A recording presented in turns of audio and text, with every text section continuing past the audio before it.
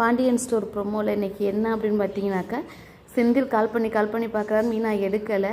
உடனே கதிர்கிட்ட சொல்லவும் கதிர் ராஜிக்கிட்டே கேட்குறாங்க. ராஜி எனக்கு தெரியாதுன்னு சொல்லிட்டா. அப்புறம் மீனா அப்போ தான் ஃபோனை சுவிட்ச் ஆன் பண்ண உடனே செந்திலோட கால் போயிருச்சு.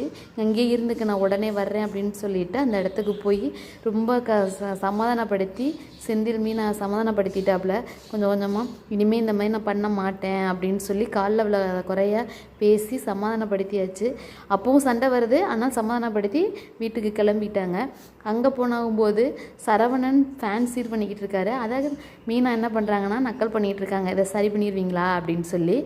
அப்போ கதிர் கால் பண்ணி, அண்ணன் நான் வரமாட்டேன், எனக்கு டிரைவிங் வேலை இருக்குது அப்படின்னு சொல்லவும், அதனால் சரவணன் ரொம்ப ஃபீல் பண்ணுறாரு என்னால் தான் அப்படின்னு சொல்லி.